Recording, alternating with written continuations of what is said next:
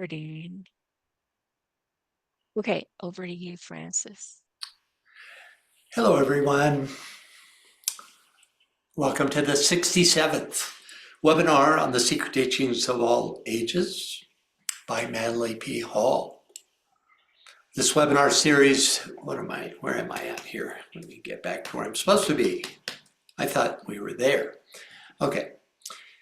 This webinar series is available on makara.us under the subheadings Maori Federation Webinars and then Webinar Series in Progress, these two boxes. Previous episodes of this, The Secret Doctrine, and the Treatise on Cosmic Fire series are also available on YouTube. Just do a search for Francis Donald and the webinar you wish to view. Even if you don't miss a session, I should say, but you would like to go back and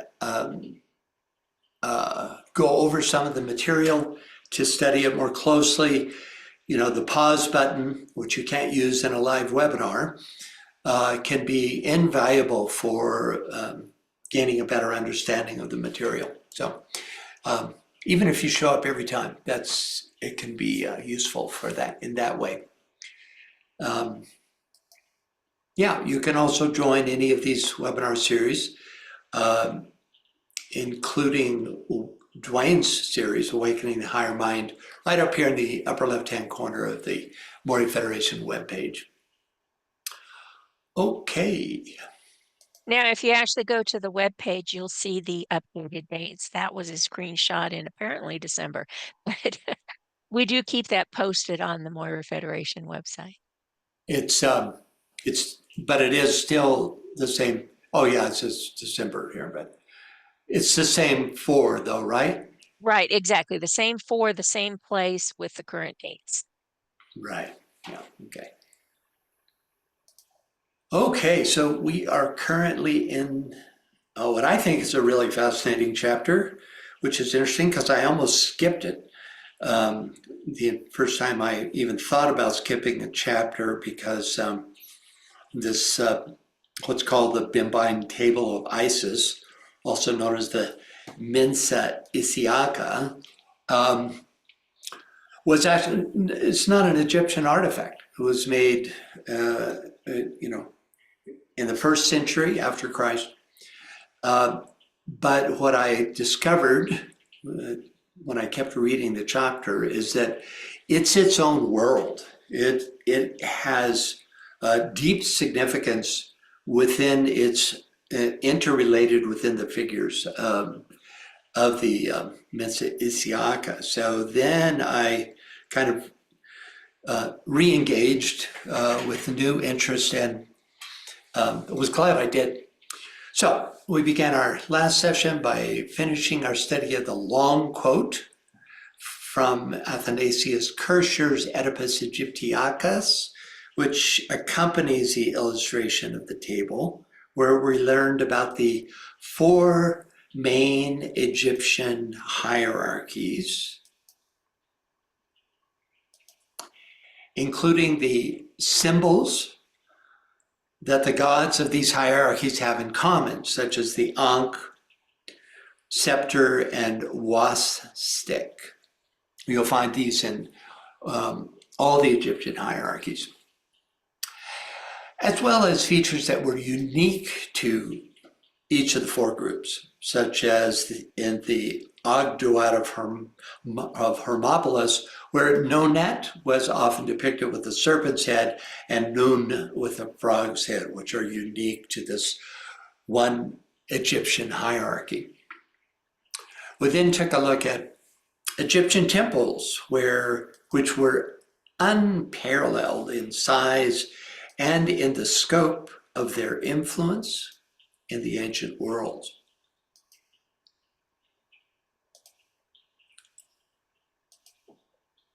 Next, we learned about the Egyptian priests who strove through a strict adherence to ritual, as well as the use of symbols and costumery to identify with the gods they were invoking. This is not at all like The traditional, for instance, Christian method where you pray to a God that is outside of you, above you, beyond you. The idea with the Egyptians was to bring the presence of this God into the temple by means of this process of identification. And the identification was brought about through very specific ritual, through symbols and the costumery, right? A fundamental different approach. Athanasius Kircher says, thus arrayed, they regarded themselves to be transformed into that intelligence with which they constantly desired to be identified. Unquote. Their mindset wasn't one of worshiping a separate and distant God, but of invoking that God so that it might manifest through them. Identification with deity allowed the priest to access higher planes, where the realm of ideas could inform their lives and thus help them to better serve. We then took a look at ancient Egyptian amulets, which afforded spiritual protection, cured illnesses, and had specific magical properties to ensure safe passage for the deceased. Next, we learned that according to Thomas Taylor, Plato was initiated into the greater mysteries in Egypt at the age of 49. There's no empirical evidence to support this, but DK, as well as many other esotericists, recognize Plato as a master of wisdom and an avatar for Greece. When he presented there, he was actually an avatar of the quality of synthesis, in the same way that Christ was an avatar for that quality called love. MPH says, after a further 3 months sojourn in the halls of the pyramids, the initiate Plato was sent out into the world to do the work of the great order, as Pythagoras and Orpheus had been before him. The specifics may not be true, but certainly he was the one who followed in the footsteps. So you have first Zoroaster, the chief of the Magi, and then Hermes Trismegistus, the great avatar of Egypt. He was a third aspect, intelligent activity avatar. And then Orpheus came in the Greek world. And then Aglaophamus, who's the only one I don't know much about, was initiated in the sacred mysteries of Orpheus. Finally, Pythagoras was initiated into theology by Aglaophamus. I gotta get this right. Aglaophamus. And finally, Plato by Pythagoras.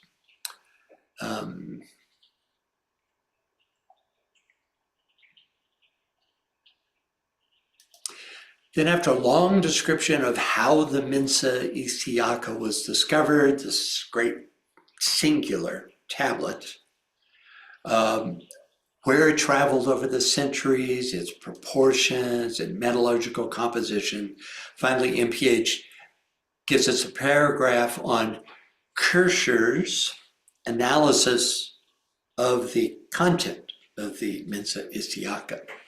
He was convinced that the tablet contained encoded knowledge that could reveal deeper spiritual truths about the Egyptian mysteries. For example, he believed that the arrangement of figures and symbols on the Mensa Isiaka depicted the cosmic order and the hierarchy of divine beings. In fact, he saw the table as a map of the universe, illustrating the relationships between different cosmic principles and their roles in the creation and maintenance of the cosmos. Kircher also interpreted some of the symbols on the tablet as alchemical in nature, representing the process of spiritual purification symbolized by the transformation of matter. Unfortunately, he never came up with a synthetic whole system where he could interrelate every aspect to every other aspect. He had many ideas about what might be going on, but he was never able to completely synthesize his understanding. Later, a guy named Wynne Westcott took what Kircher had started back in the 17th century and took it much further. And we'll be looking at quotes from Westcott's analysis. Finally, MPH, by way of Levi and Kircher, begins his description of the Mensa Isiaka itself. Quote, "It is divided into 3 equal compartments. Above are the 12 houses of heaven, and below are the corresponding distributions of work periods throughout the year, while in the middle place are 21 sacred signs answering to the letters of the alphabet." So here are the 12 figures in the upper register, which according to Kircher represent the 12 houses of heaven.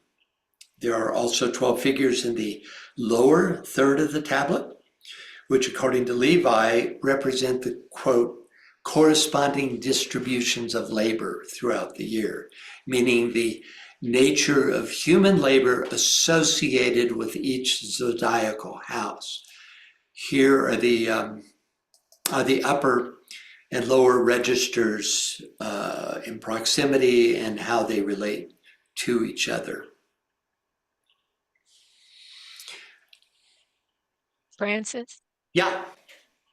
Anne Veronica, thank you, Anne Veronica, says, and I'm sorry, I'm going to murder this. Aglaophim. Ankliophemos means having bright fame or splendid fame. Thank you, Anne Veronica. That's great. So this is a Greek word meaning having bright fame, splendid fame. That's terrific. Great. Yeah. He's certainly the least known about in terms of the world. Anne Veronica, have you ever run across his name in your studies? Is he more known to No, Greek? I haven't heard of him actually. Yes. I just looked him up. That Aglaophimos. Phimos means phimi is fame. Yeah. Okay. I So, see. and the other part of the word means light and bright, bright fame. It has a meaning of light in it. Yeah, it's like our famous, phemos. It's like our word famous, fame, right? So both have a similar root. Oh, that's really interesting. Yeah, and you finally gave me the right pronunciation, which is aglaophimos, not aglaophimos, but aglaophimos. It's like, yeah, it moves more like that. And I see Ben says, any significance of archways only for Ta, his consort Sekhmet, and Isis, as we discussed archways recently. Archways, I can just tell you generally, I can't give you specific details about the nature of, here, let me go back though to that page on the Egyptian. That was way back. Oh, wow, okay. Where it describes, yeah, he was one of the triad of Memphis. and he was a potter. It was of the four groups, he was the closest to being a creator god. Therefore, I would put him in the position of Kokma, the second of the Sephiroth, in that he was directly involved. He wasn't a remote, pure spiritual orientation, but was in fact was an actual creator god along the line of Zeus or Brahma would be the Indian version of this, compared to Vishnu, who is a higher sustainer god. But this is, so Ta would be like Brahma, or even Jehovah, though I think Jehovah is a lower level god than Ta was.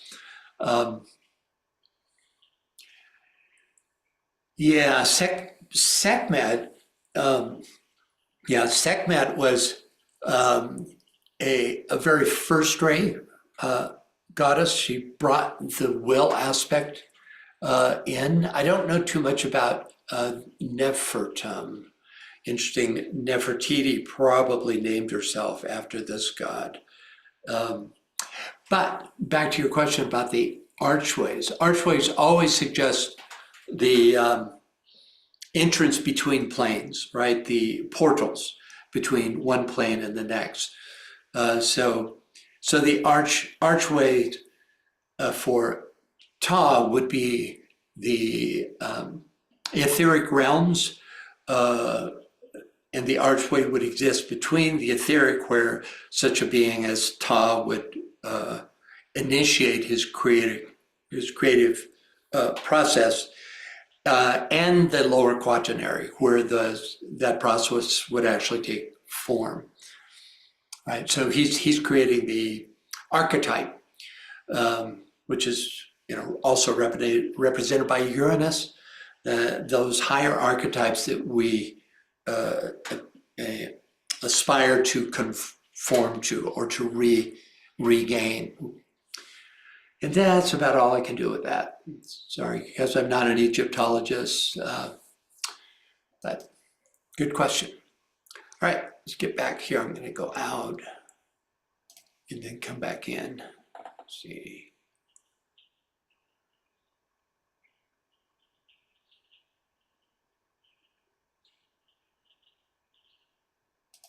Yeah, we're looking at that. Okay.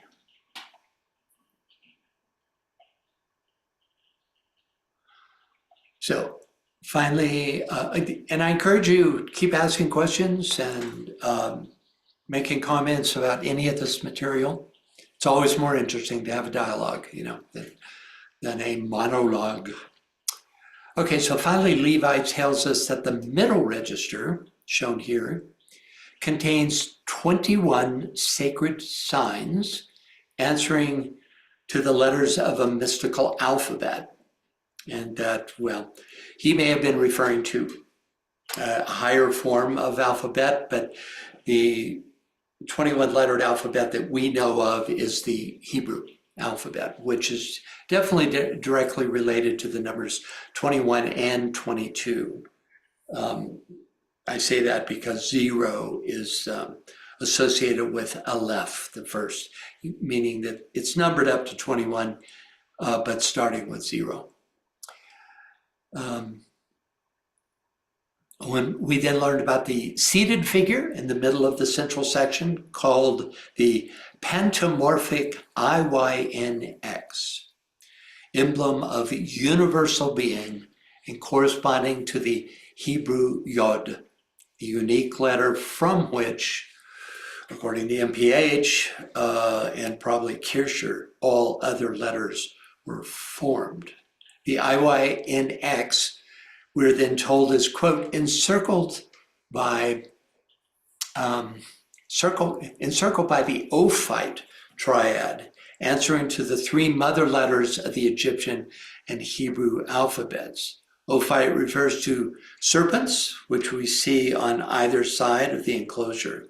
Third serpent is more symbolic, and it's described as being in the chamber beneath Isis. And this pretty much takes us up to where we left off last time. We'll start this session by backtracking just a little bit. For context, so on the left are the epimorphic and serapian triads. On the right are those of Nephthys and Hecate, representing active and passive, fixed and volatile, fructifying fire and generating water. So the term epimorphic refers to forms relating to ibis, right? To the ibis, which is a sacred Egyptian bird and was sacred to the Egyptian god Thoth, right? You'll see the ibis-headed Thoth here. God of wisdom, knowledge, and learning.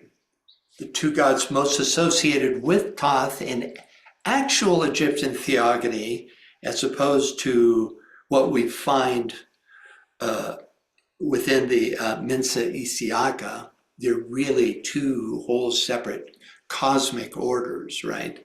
But in the actual theogony, the two gods most associated with Thoth are Ma'at, goddess of truth, justice, and cosmic order, and Seshat, Thoth's female counterpart, as goddess of writing, knowledge, and wisdom.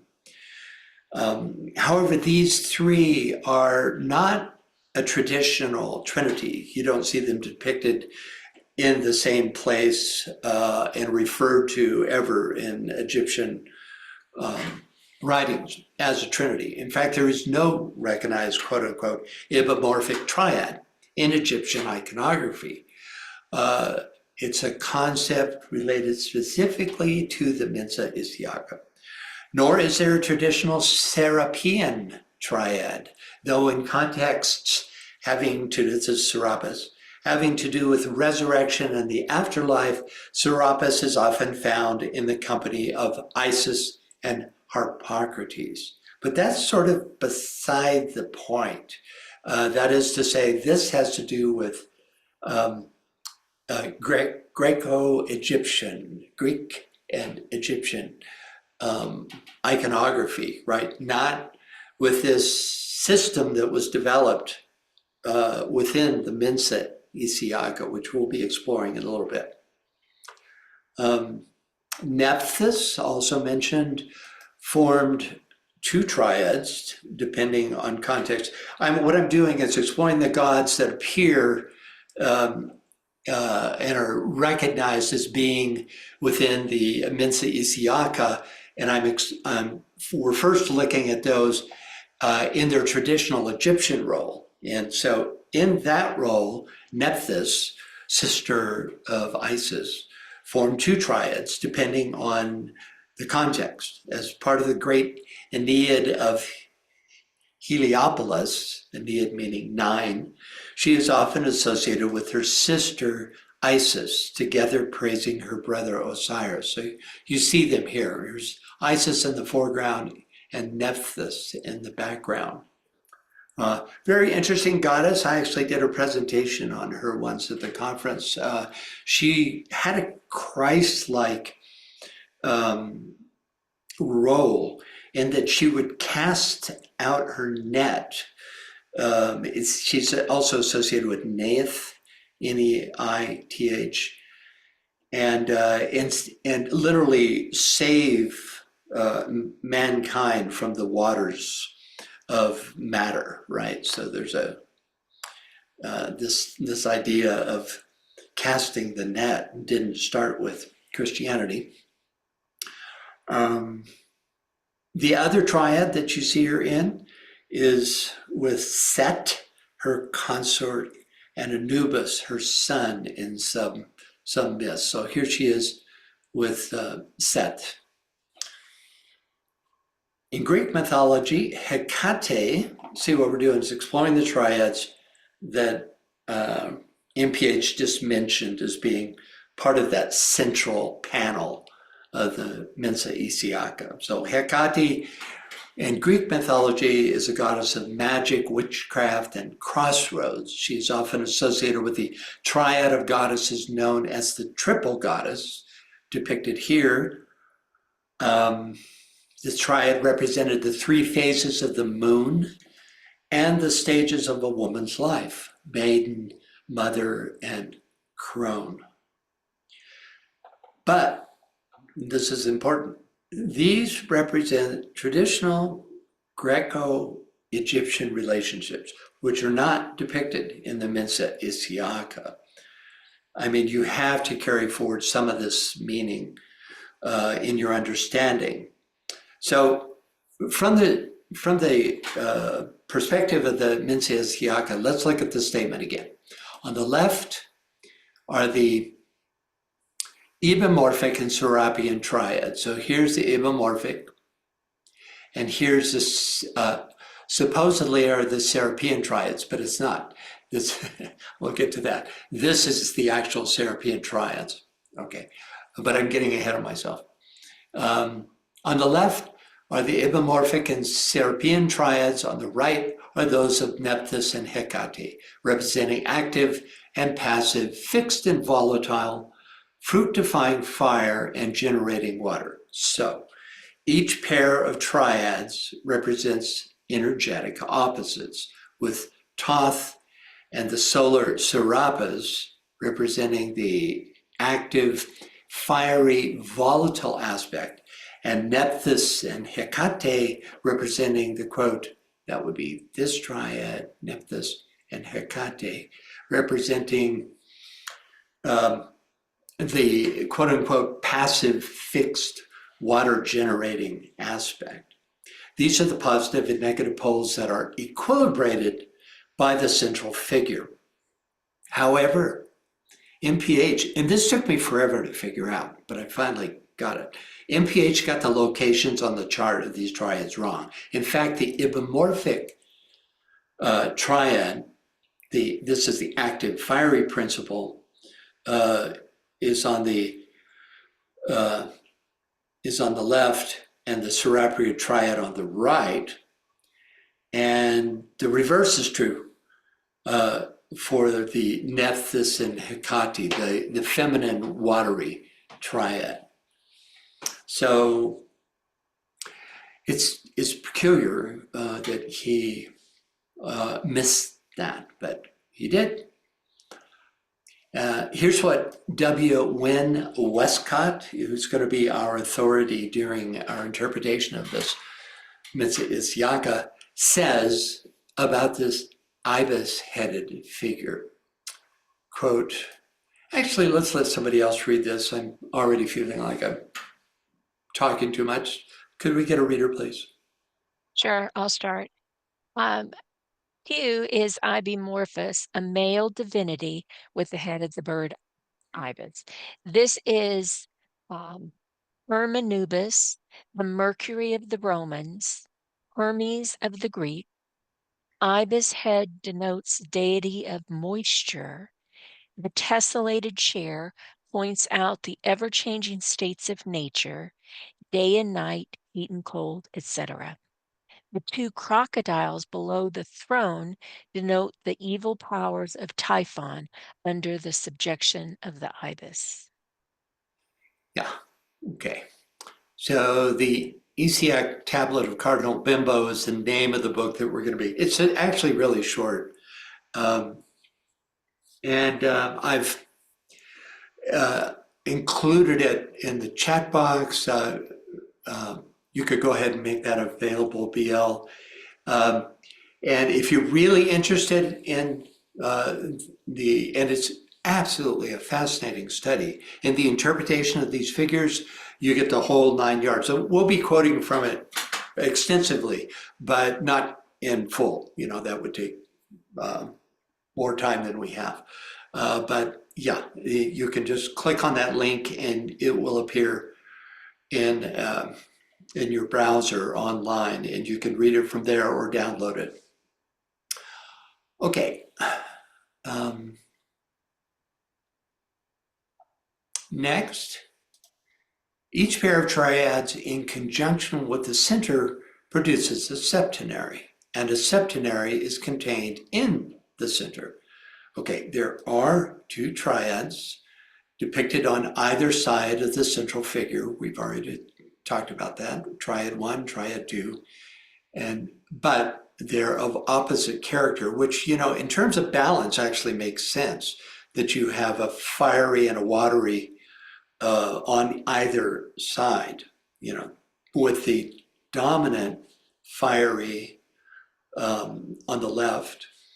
As you're looking at it, it would be on the right from the perspective of the figure in the center, and a lesser watery, and then just that reverse, a major watery and a minor fiery. So it's already, you know, there's a sense of design in the balance of these watery and fiery elements.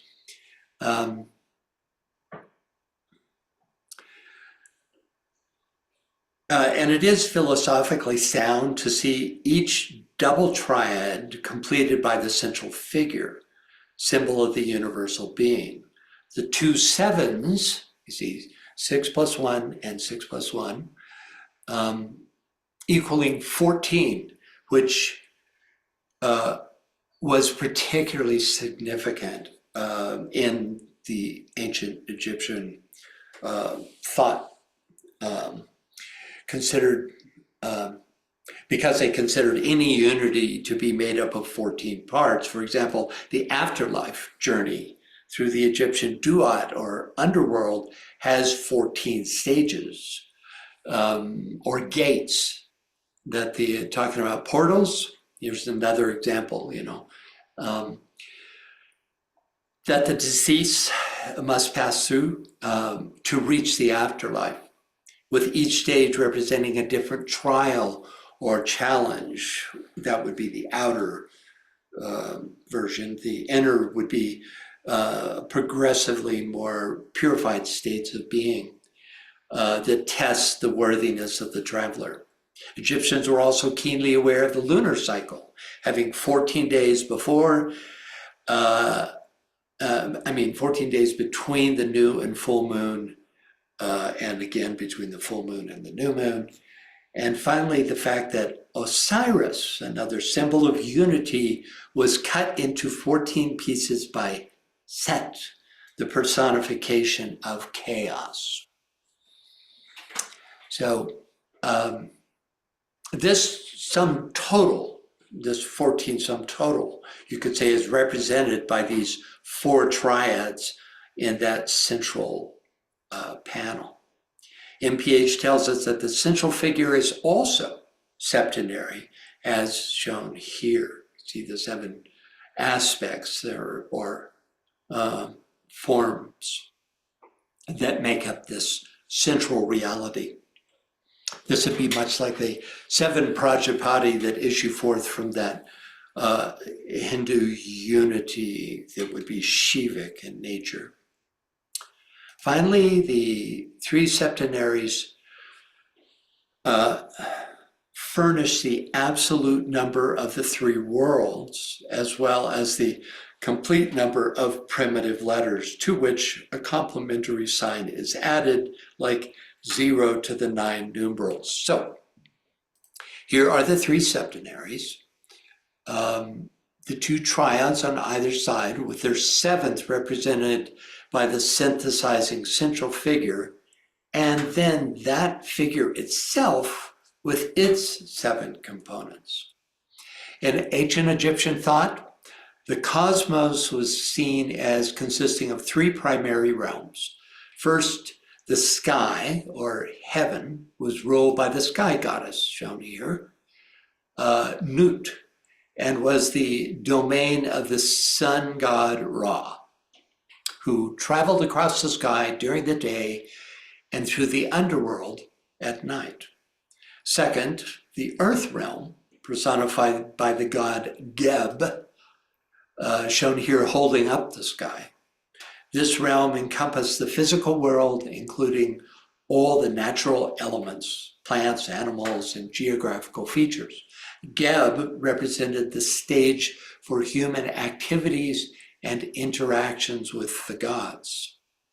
And finally, the third realm was the Duat, or underworld, the realm of the dead and the afterlife, where the souls of the deceased journeyed after death. Remember, again, through 14 gates. The Duat was ruled by Osiris, the god of the afterlife, made up of 14 parts, and was filled with various challenges and trials that the deceased had to navigate to achieve eternal life. So these three realms were interconnected and played a crucial role in the ancient Egyptian understanding of the universe, of life itself, and of the afterlife. MPH here suggests that the 21 aspects of the middle tier represent these three worlds. The 21 also relates to the, quote, complete number of primitive letters to which a complementary sign is added, like a 0 to the 9 numerals, giving in total 22 letters of the Hebrew alphabet. Aleph, signifying the one and all, is 0, which is the Mensa, which in the Mensa Isiaka would be represented by the IYNX, the central figure, the one who manifests through the 21 and is the source of those 21 aspects. So we're starting to get a little sense of the internal logic of this Mensa Isiaka, even though it's, like I say, if you look for each one of these little aspects, you know, the headdresses, etc., you're not going to find parallels in the ancient Egyptian. It almost seems random, you know. They're all familiar looking, but when you actually look into the iconography, there's no parallels. But as I've said, it does have its own internal logic. Francis? Yeah. Magda says the ibis, the phoenix, on Tot's head symbolizes conquering of the eye, as the crow talks of astral body sublimation, the swan for the etheric, and the peacock for the physical. Okay. Yeah, I'm not familiar with this iconography, but it's very interesting. The ibis, or phoenix, you're equating the ibis with the phoenix, which makes sense. On Thoth's head symbolizes the conquering of the I, the lesser self, you know, which is what phoenix represents, the reborn in the flame of higher mind. And ibis, or Thoth, was a third aspect god, you know, really a manifestation of the intelligence aspect, or active intelligence, creative intelligence during the Egyptian era. And then you further say, and I'm not familiar with this, says the crow talks of astral body sublimation. In my own work with Native American studies, shamanism, this makes sense. And the swan for the etheric and peacock for the physical. Yeah, they make sense. I don't know these associations directly, but yeah, thank you for this. It's interesting. And Magda, go ahead.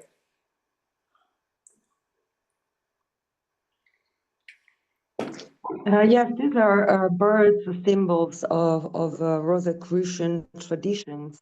Okay. And for instance, when they talk about dreams of some great mother, dreams of the swan, then you can tell son that she's birthing.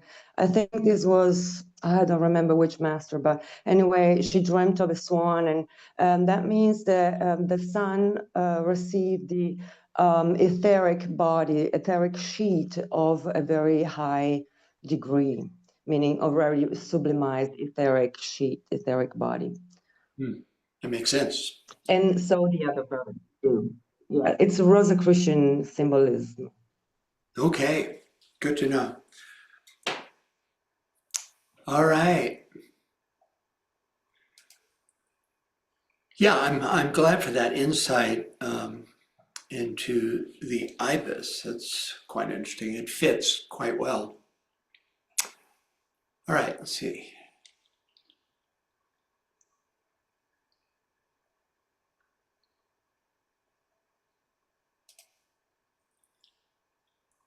Okay, so next up, can we get a reader, please? Magda, can you read that for us, please? Yes, let's hint. Levi's hint may be construed to mean the 21 figures in the center section of the table represent the 21 major trumps of the tarot cards. If this be so, is not the zero card cause of so much controversy, the nameless crown of the supreme mind, the crown being symbolized by the hidden triad in the upper part of the throne in the center of the table? Might not the first emanation of this supreme mind be well symbolized by a juggler or magician with the symbols of the four lower words spread out on a table before him, the rod, the sword, the cup, and the coin? Thus considered, the zero card belongs nowhere among the others, but is in fact the fourth dimensional point from which they all emanated, and consequently is broken up into the 21 cards, letters, which, when gathered together, produce the zero. The cipher appearing upon this card would substantiate this interpretation, for the cipher or circle is emblematic of the superior sphere from which issue the lower worlds, powers, and letters. Westcott carefully collected the all too meager theories advanced by various authorities, and in 1887 published this now extremely rare volume, which contains the only detailed description of the Isiac table published in English since Humphreys translated Montfaucon's worthless description in 1721.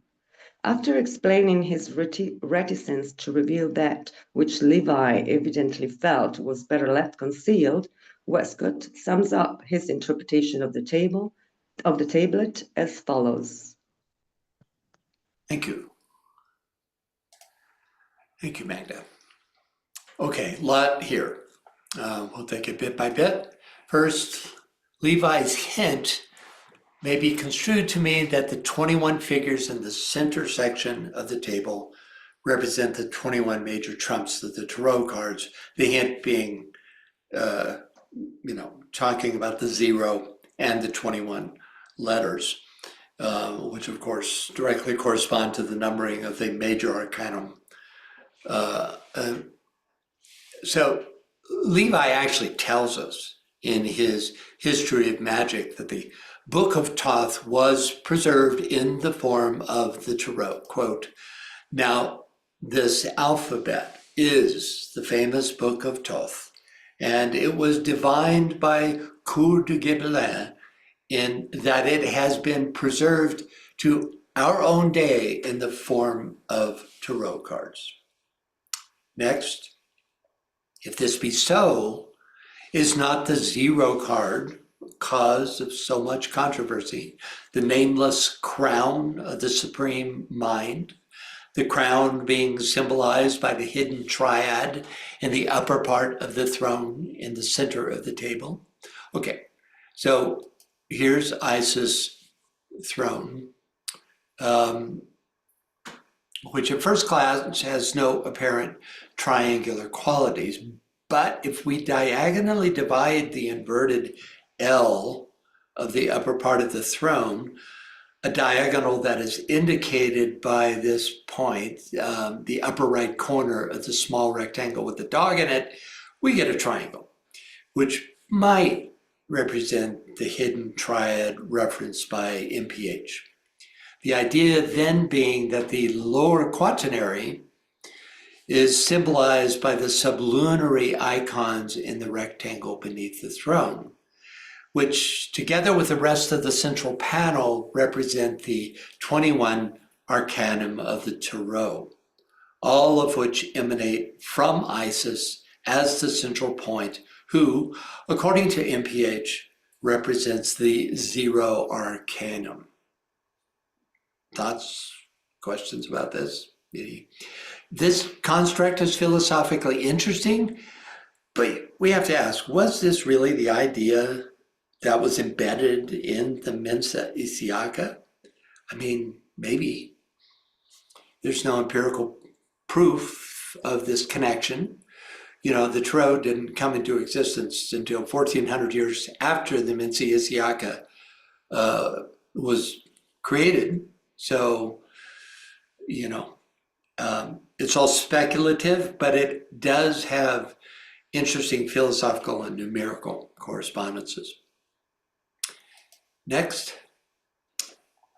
might not the first emanation of this supreme mind be well symbolized by a juggler or magician with the symbol of the four lower worlds spread out on the table before him, the rod, the sword, the cup, and the coin?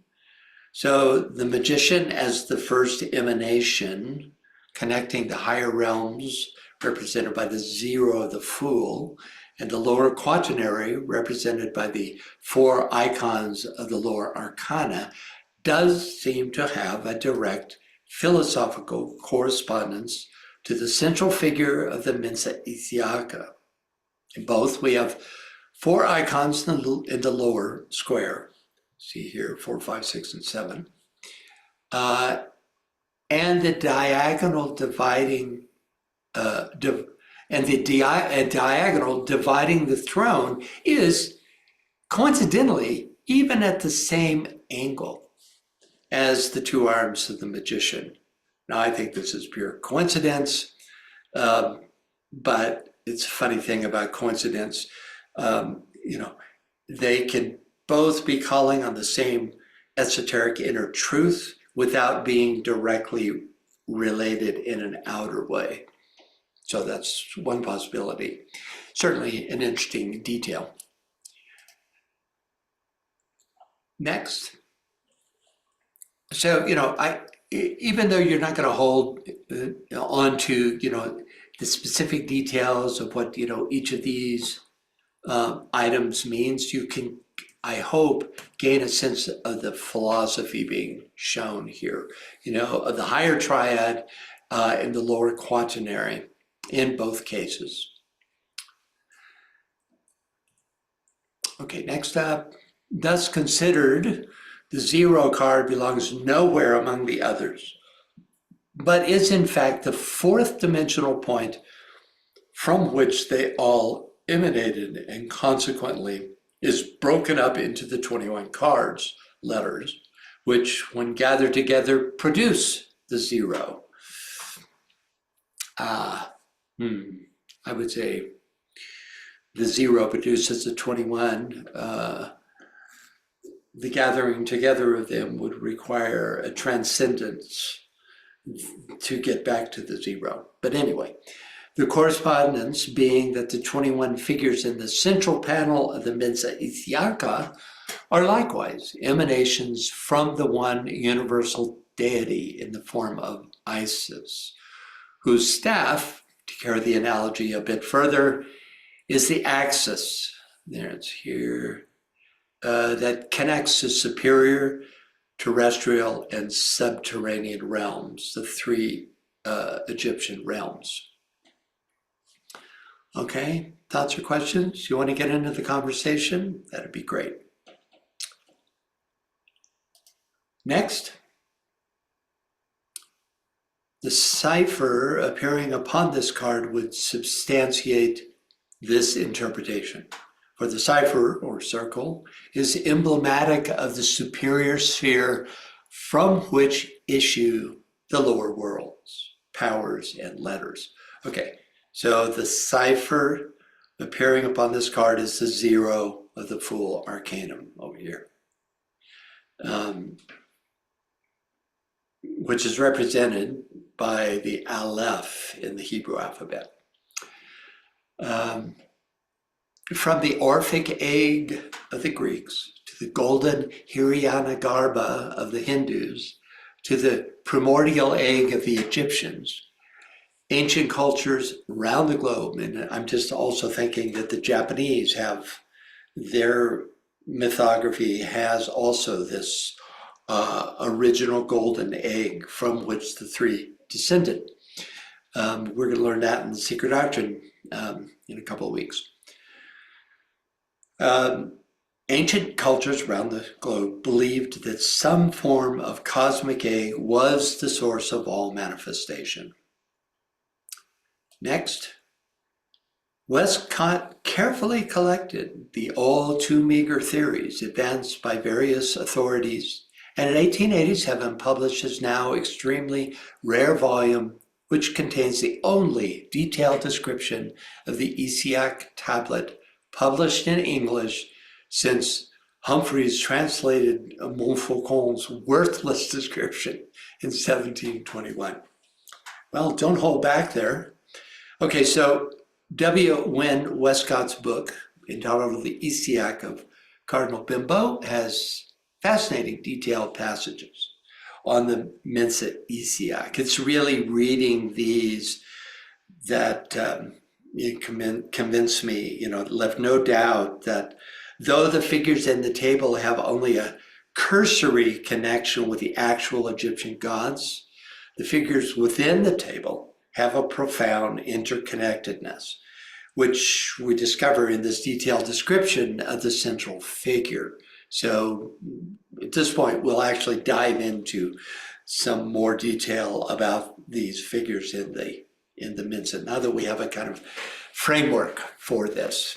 I see it. Chad, is that anything I Yeah. should? Okay, Yes. go ahead. Ben says there's the fool's dog from under the Isis throne, the dog star Sirius. 2 extra credit points for that. Yeah, I didn't put that together, Ben. That's great. Yeah, there it is, huh? How about that? Another coincidence, quote unquote, right? The dog, which, probably represents the form aspect. Also, Isis and the dog star, you have to look at that as well. And, and for that reason, there's that same association with the, let's see how far I have to go back to get out. Yeah, if we go back to the, where am I at? 100. If we go back to the, wait a minute, it's not that far back. Oh, here it is, yeah. If we go back to the Fool, yeah, we see this purified physical plane aspect. This is like, it seems etheric to me. Also notice how it mirrors the qualities, the gesture, you could say, of the Fool. So, yeah. So its association with Isis would definitely come through the dog star. Okay. All right. So can we get a reader for this, please? Ben, can you read that for us, please?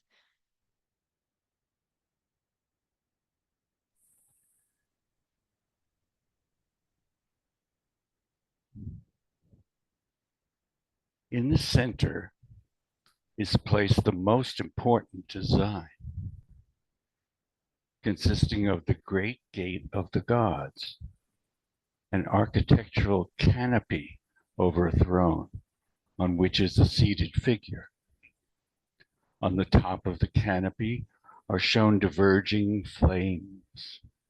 Below is a globe double-winged, and then a second winged globe A third is also seen below the seat of the figure. Around the sides of the canopy are a series of squares in which are circles with 8 divisions. A column marked with alternate black and white bands and surmounted by a head of Isis stands on each side of this canopy. Seated within is the figure of a female, dressed from waist downwards with feather markings, and having many closely placed breasts not shown in the drawing. On her head, a fillet, and a Numidian bird, the turkey, surmounting this. On its back, a basket from which arise 2 persea leaves and 2 horns. These latter bound a disc on which is a scarabaeus. In her right hand is a lotus-flowered scepter, and in her left hand is raised in attitude of command. Her seat is plain, but a sitting dog is engraved on it. Below her seat is another design, an abacus, within which lies a monster nefer, part lion, part hawk, a canopus between its forepaws. Behind it is seen a globe winged and combined with a serpent. Over its head is a crescent moon and the sun within it. On each side of the canopy are placed columns, and on each is a serpent as if as a guard. The Isiac tablet of Cardinal Bembo. Cardinal Bembo.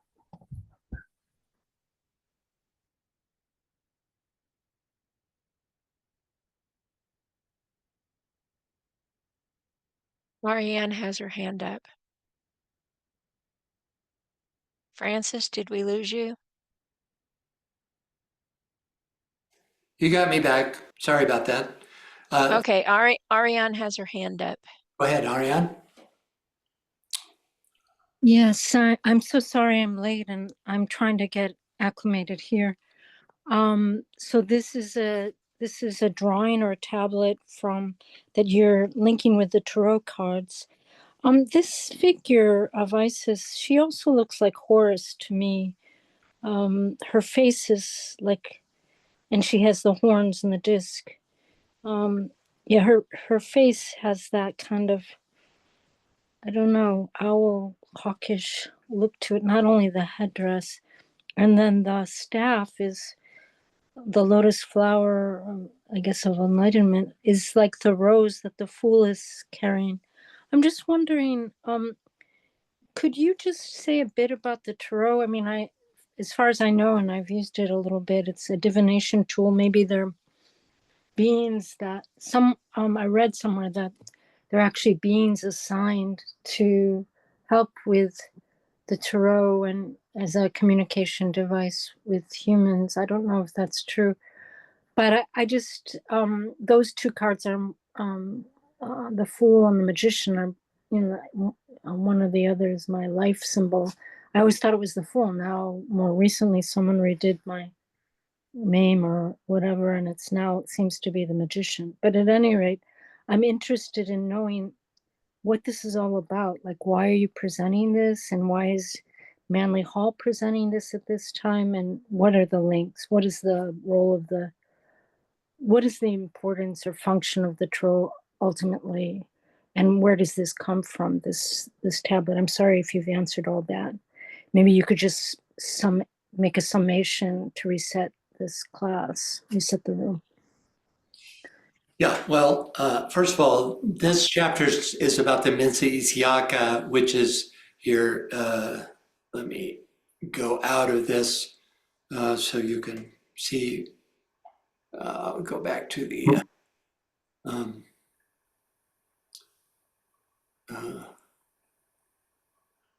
see where I'm at, 99. So let me go back to where it's shown in its whole. Okay, so here's what it looks like in total, right? This is called it's a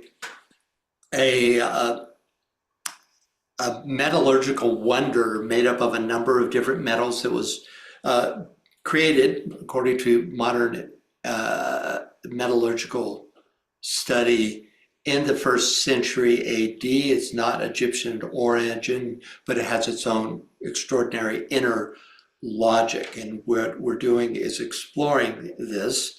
And it's one of its associations, and it's pure speculation, is that it relates the central panel, the 21 aspects of the central panel relate to the Tarot Arcanum, which are philosophically are emanations, and this is something that's philosophically held in Egyptian thought.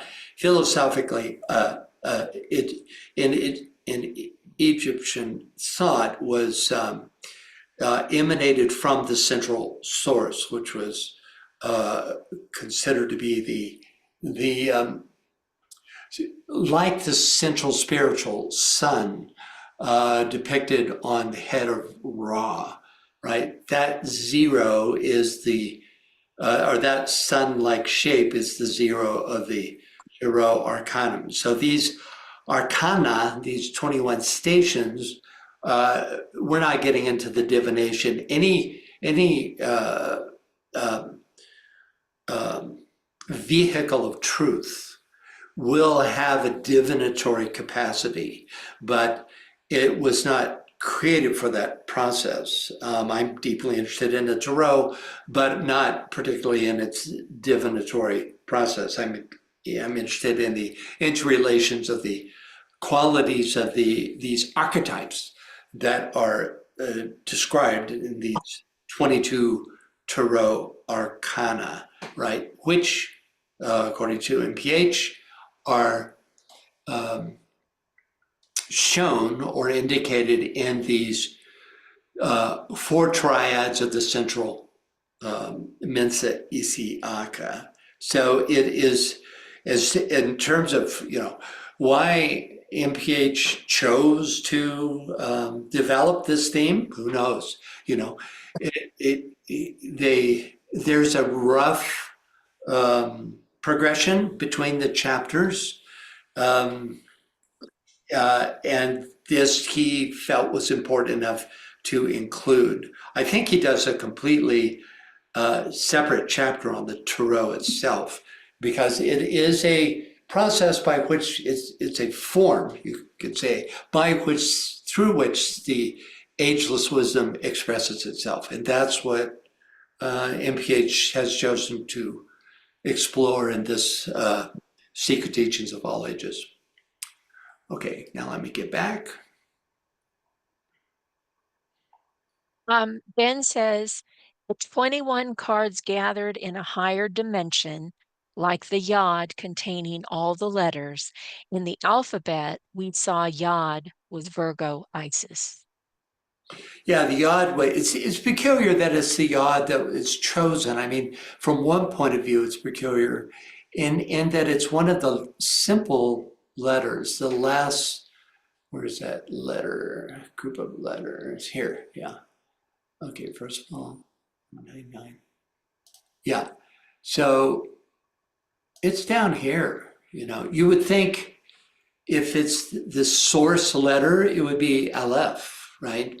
Which is the zero of the tarot. And this is universally accepted. These associations between the Hebrew letters and the tarot are developed, and I'll be talking about this a little bit, by a number of people who've written on the tarot, like Paul Foster Case, who makes very convincing arguments about the associations. But look, yod's way down here, in the middle of the simple letters. So how is this the emanating source?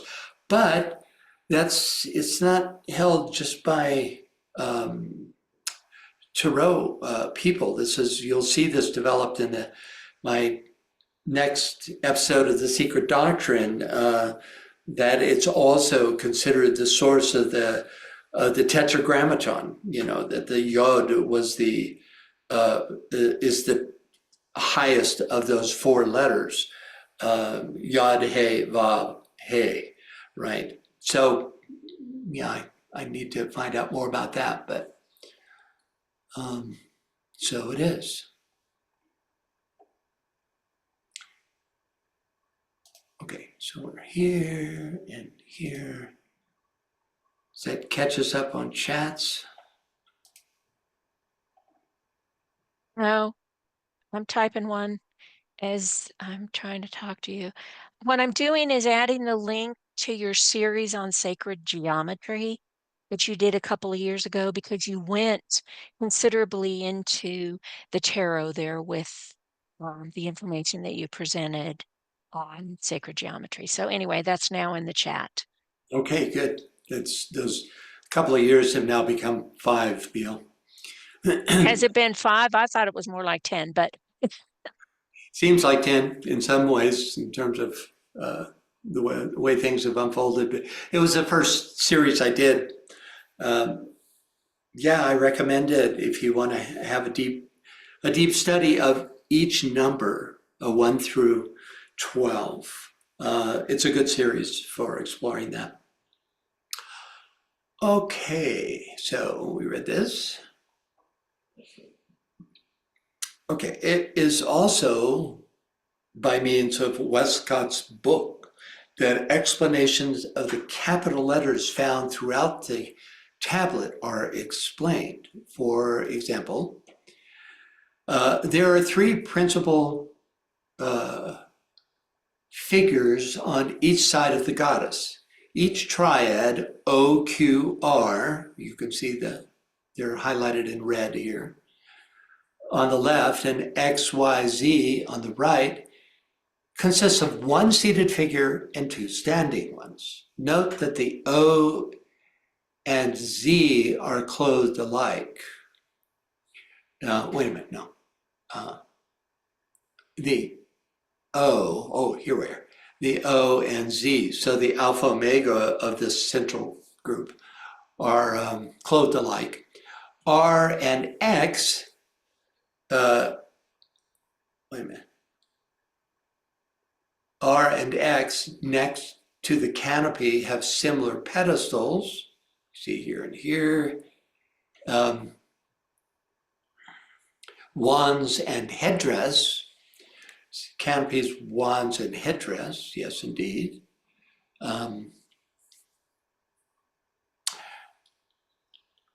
Q is ibis-headed, and Y is a seated female human figure. That's here. Okay, so he's just giving us physical characteristics here. Much more important than this description is the interpretation that immediately follows. As we read the following, keep in mind that the word MENS, mens, means mind or intelligence, because that word's used a lot. Can we get a reader, please? okay, hold on a minute. Magda says, this table is a numeric representation of 3, 7, the planets, and 12, the signs. 7 plus 7 is Isis. She is the 7th figure in the central strip, and she sits on 7 figures. Yeah, nicely said. Yeah. Yeah. Okay, and as for a reader, Vivian, can Nisa, I'm seeing a question from Nisa as well. What did the symbols in front of the outstretched hand? Oh, okay. That's what we just discussed. You got that now, Nisa? Yeah, so if we go back 1. Right. Come on. Yeah. So we see here, she says, what do the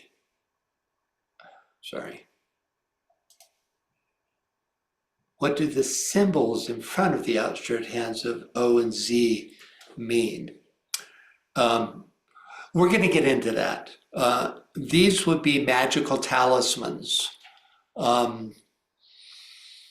Literally would be representations of a magical utterance. O and Z, yeah.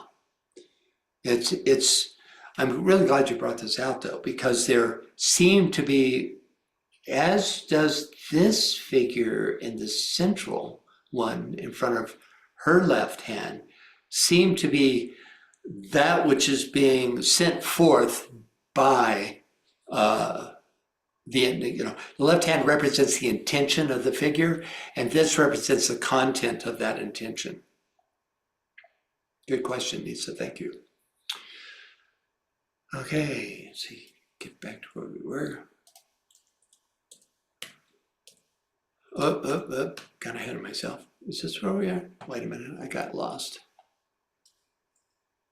So mens means intelligence. So yeah, we are here. Okay. Yeah. Okay. So this central canopy represents the diffusion of the triform supreme mens in the universal ways of the three worlds, from which process of evolution this sensible world or universe emerges, called by Plutarch the bourne of Horus, and by the Egyptians the great gate of the gods. The diverging flames on the summit of the canopy mean the eternal and incorruptible supreme mens, full of fire, light, and life. The influence is communicated to the intellectual, sensible, and elementary worlds, as pictured by the three winged globes. The seated figure is the supreme mind, or pantomorphos, inx, multiform sphinx, or logos. That's actually, you just say the letters. It's IYNX. yeah. The pantomorphous IYNX, multiform sphinx, or logos, word, or soul of the world, and is placed here in the middle, as in the center of universal nature. The sitting posture denotes power and dominion. The dog is drawn on the seat because the Isiac lynx is associated with the dog star Sirius. IYNX. It's yeah. Oh, It's yes. always IYNX. Sorry, I was thinking of the animal, the lynx. Okay. Definitely looks like lynx, but yeah. Go ahead. I get there in the end. Also this, the feather-winged clothing of the limbs denotes the sublime velocity of the higher powers. I've got something blanked out here. Higher powers. The abundance of breasts, is it, denotes the unlimited powers of creation and preservation. The necklets denote the celestial orbs in constant movement. The fillet on the head, or covering, denotes the hidden procedure of nature, and the turkey, the Numidian bird of Martial, of many colours and spots, denotes the variety of created things. The basket denotes abundance, and the Persea denotes that wisdom which administers all events. The horns denote the moon, and the scarabaeus and disc, the sun. The scepter denotes that all things are modelled after the something of the paternal mens, and the lotus means the unwearied procession alike by night and day. The raised left hand denotes the ruling power whose every command is fulfilled. This mother of universal nature the Egyptians called Isis. Of her they indicated the inscription, I am Isis, I am all that is, that has been, and that will be, and no mortal has ever yet withdrawn my veil.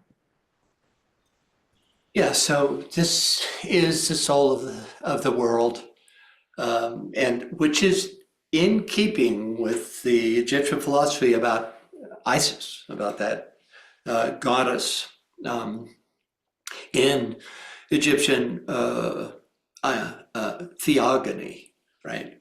So we have this central figure is in keeping with the original Egyptian meaning in many ways, including the two horns, which you often see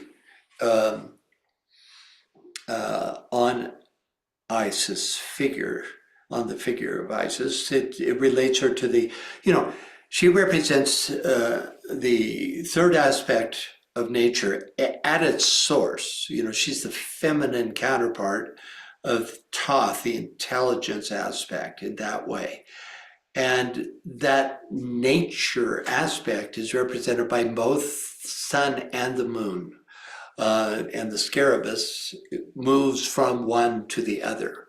So it's all three aspects that, you know, that moving from one to the other is the central aspect. The sun would be the first aspect in this context, and the horns, the lunar or sublunar.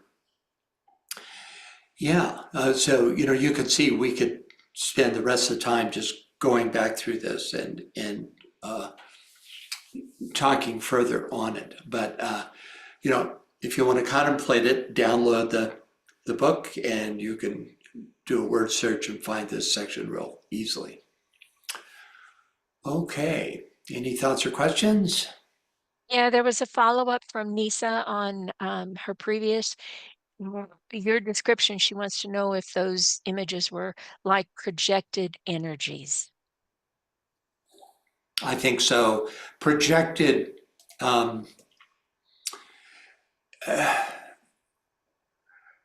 that specific quality of magical energy, which has intention and form, right?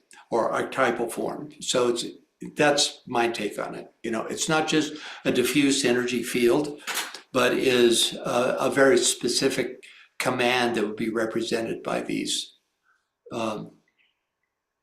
group of hieroglyphs in each case. Yeah, here we have it here, and then here.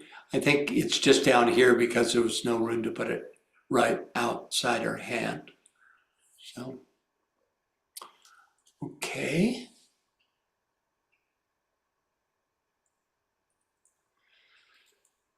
All right.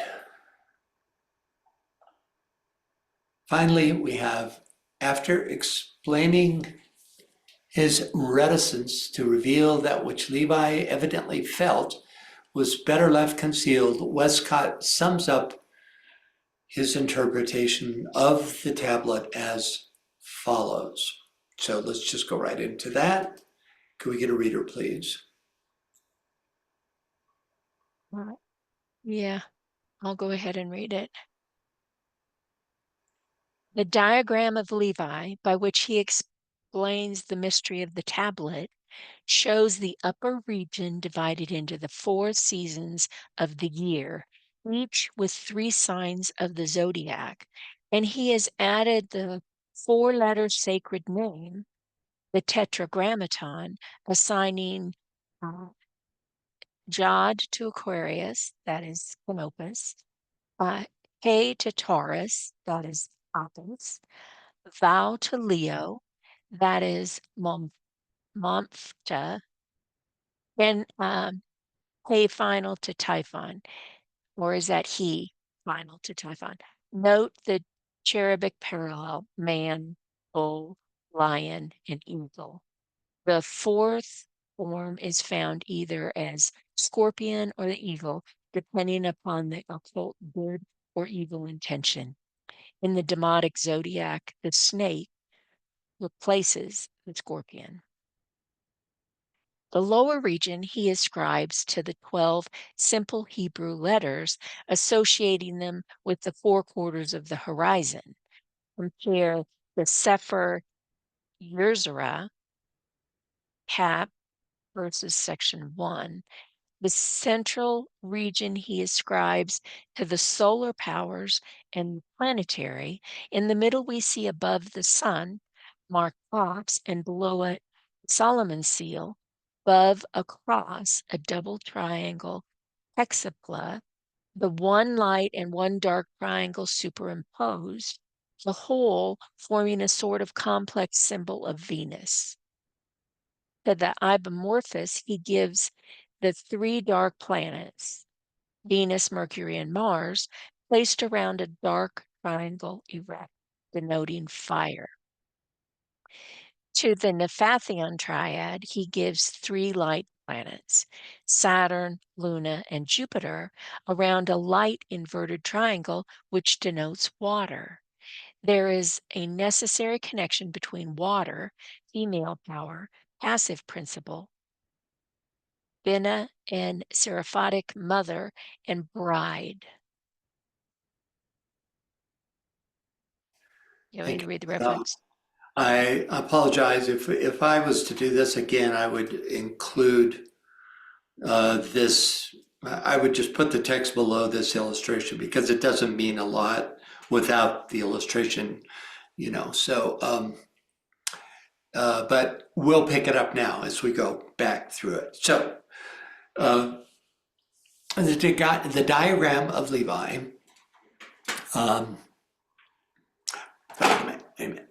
By which he explains the mystery of the tablet, shows the upper region divided into the 4 seasons of the year. I'm going to go ahead and switch over there. Okay, here's the diagram. I think it's more important that you see this than just following my words. So starting again, this is the diagram that appears, you see it at the central center of the page here, right? So, so let me just talk about this a minute. The upper panel of the ECI tablet is described by these, the 12 aspects in the upper panel are described by these 4 geometrical figures, the lower 12 by these 4 geometrical figures, and the central panel, which we've been talking about, is shown here, and this is what he focuses in on in this description. So the diagram of Levi, by which he explains the mystery of the tablet, shows the upper region divided into the 4 seasons of the year, each with 3 signs of the zodiac. So the seasons were called Bindis, Amol, Mofta, and Omfta. And they represent 3 signs of the zodiac, which are indicated by their the symbol for those signs. And he has added the 4-lettered sacred name, the Tetragrammaton, you know, the Yod, the He, the Vav, and the He. Assigning Yod to Aquarius. Here we have Yod to Aquarius. And it's the fixed signs are the top circle in all cases. Which is also called Canopus. He to Taurus, that's here. Vow to Mofta. Vow to Leo, sorry, which is also called Mofta. And finally, He to Typhon.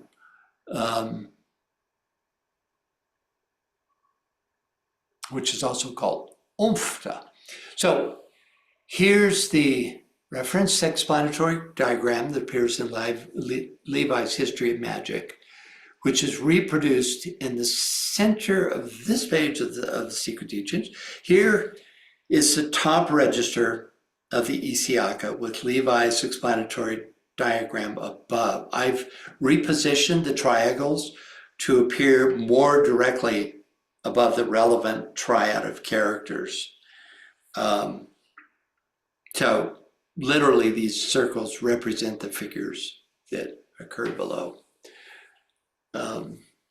Through Levi's illustration, we are given the identity of gods and goddesses in the upper register. So beginning with the winter solstice, to which Levi assigns the Yod, we have the triad of Capricorn, Aquarius, so Capricorn, Aquarius, and Pisces. According to Kircher, Mendis was the ancient Egyptian name for winter. Levi's triangle represents the 3 aspects. Pater or Pater, which means paternal force or generative principle, mens or mind, which refers to the cosmic organizing intelligence that underpins the natural order,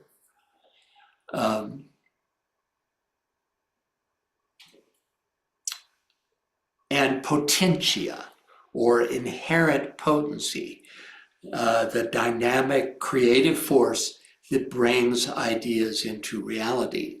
Potentia symbolizes the active and energetic aspect of the triad, representing the ability to manifest and actualize.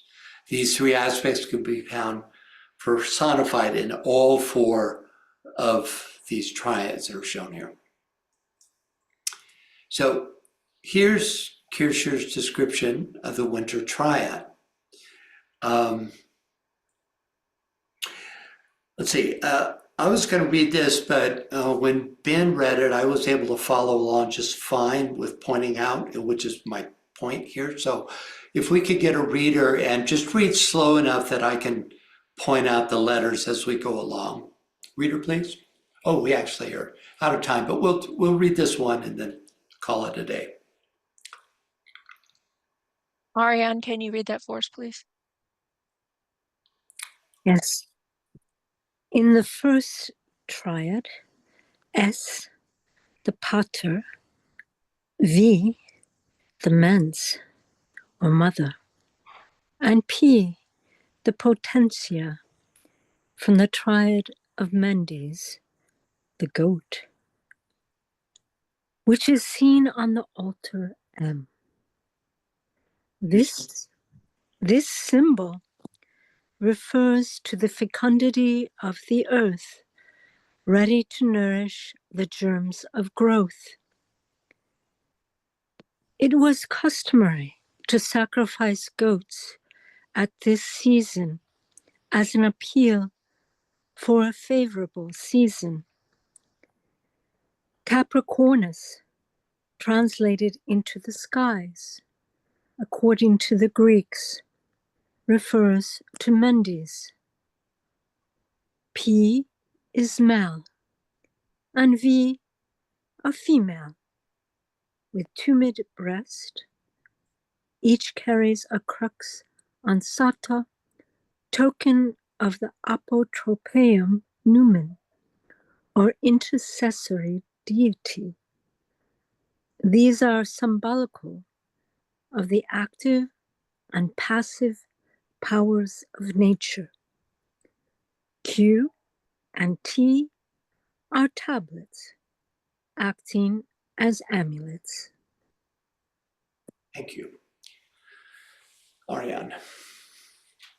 Okay, any thoughts or questions about this? You can see that, even though, this headdress will not be found looking just like this on any Egyptian goddess, nonetheless, this Mesa Isiaka has its own internal interconnected logic, right? And it's really a kind of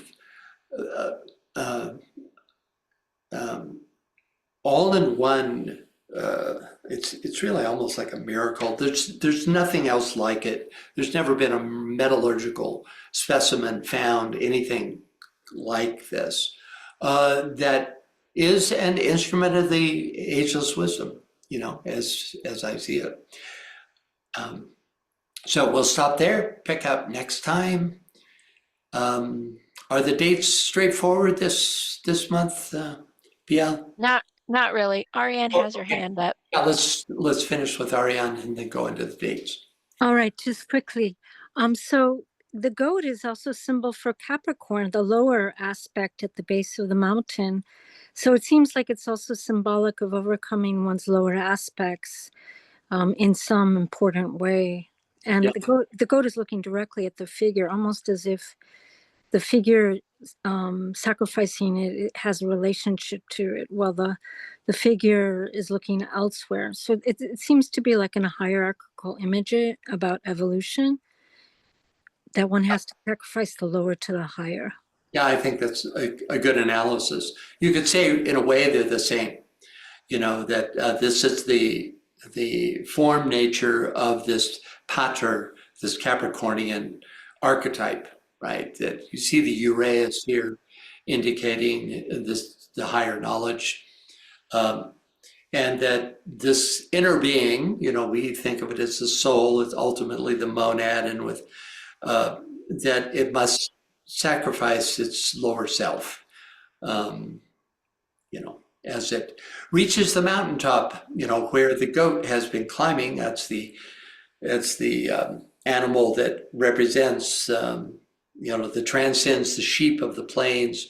It represents that which moves up the mountain only to become the unicorn on the mountaintop. And that's the transcendence. So yeah, that was a good analysis. Okay, dates. All right, it's not straightforward. The next TCF, Treatise on Cosmic Fire, would normally be on the 11th of April, and it has been preempted because that will be the pre-full moon. Okay, so the next Treatise on Cosmic Fire is actually going to be on the 25th of April, and that will be at 7 p.m. Okay. The next Secret Doctrine will be as scheduled on the 20th of April, but it will not be at 7 p.m. GMT because there's some earlier Easter programs.